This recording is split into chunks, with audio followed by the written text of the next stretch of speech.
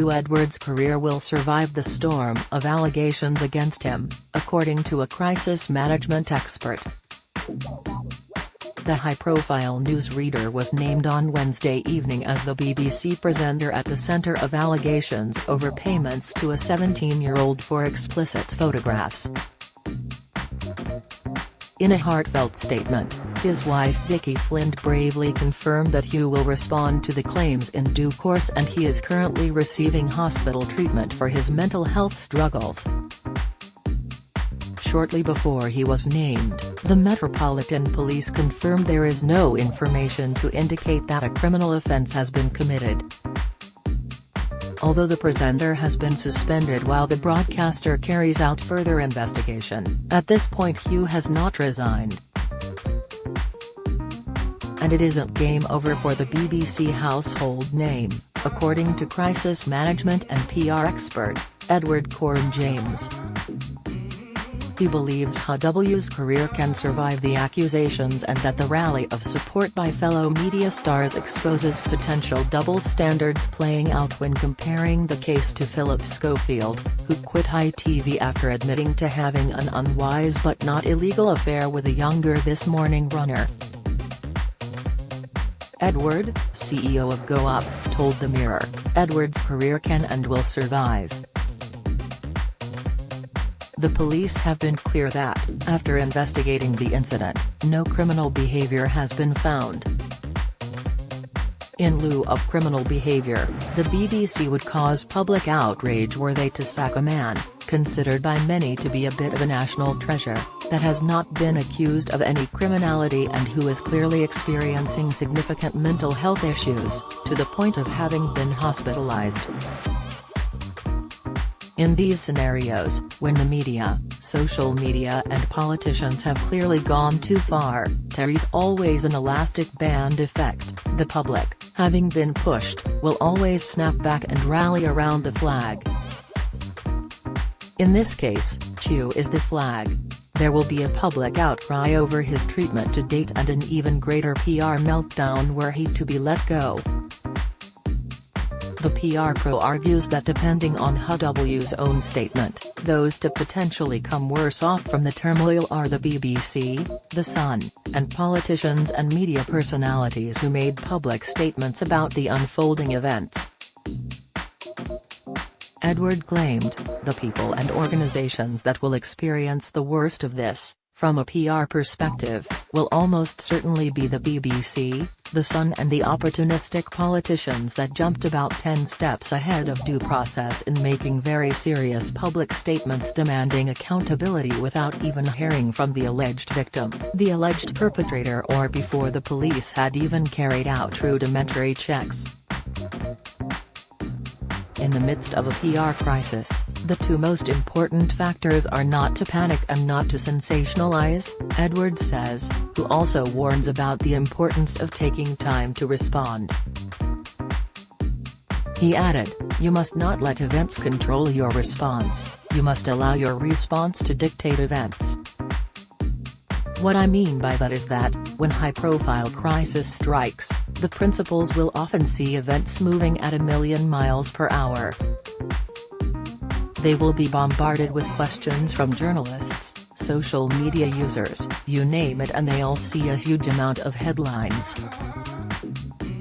This can lead to the erroneous conclusion that they need to react at the same pace as everyone else.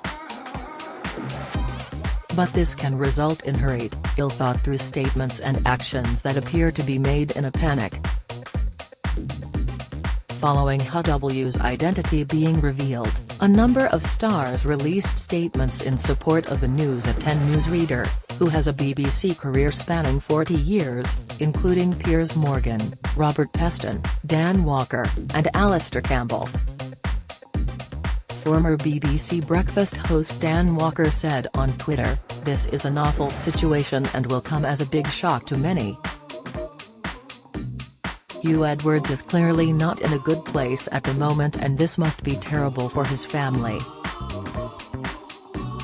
I just hope that whoever needs help, on all sides of this, gets the time, space and support they need to heal. Jeremy Vine retweeted Don's message. While Alistair Campbell wrote, "Like virtually everyone else, I know absolutely nothing about the events that have led to the statement by Huw Edwards' wife. But I do know that he is a superb broadcaster. I know too that he has a long history of depression. He and I have spoken about it often, including in an interview for at Men's Health Week shortly before the Queen's death, which he covered so brilliantly. Precisely because he is both well-known and well-liked, he is the perfect target for those who would undermine and indeed would like to destroy the BBC. Nobody should help them.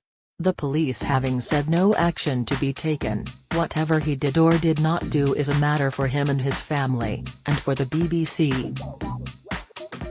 The obsession with this story has been a further sign of a media that has frankly become weird.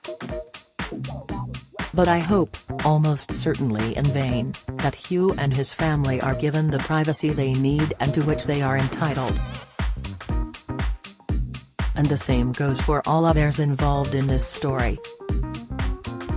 I hope he is getting good care and wish it was available to all who struggle with their mental health. Edwards says the supportive aftermath could spark the case of Philip Schofield to be revisited amid glaring double standards after it appears he lost everything after opening up about his affair. He added, "Both were accused of relatively similar things. Neither was accused of any criminality nor was either accused of non-mutual conduct. Both were pushed to the limits of what they could mentally endure." And yet, when news broke that Edwards was the BBC presenter in question, celebrities, politicians and corporations alike jumped to his defense, releasing statements of solidarity about mental health and the importance of privacy during such times. He asks, why did Schofield not receive the same treatment? Why did he lose his job, his reputation and even his friendship with Willoughby? In the court of public opinion, this will play very badly, and I believe that many will take another look at the Schofield issue and wonder whether he may have been treated rather unfairly by ITV and Willoughby. The press guru argues that Edwards' successful career won't have been tarnished with public empathy on his side. However, he says while his work life could get back to normal, he might never recover from the emotional toll the scandal taken on his mental health, something he has openly admitted to suffering with over the years. He adds, unless facts come out that are very damaging to him, it would be extremely ill-advised for the BBC to let him go, lest they wish to face the wrath of an angry public. But, whereas his career should be safe, no one should ever underestimate the scale of the mental toll that this will have taken on him. As said, public lynchings like this are extremely difficult for anyone to get through unscathed, and at Go Up we often find ourselves having to help our clients navigate this kind of PR fallout not only practically but also emotionally.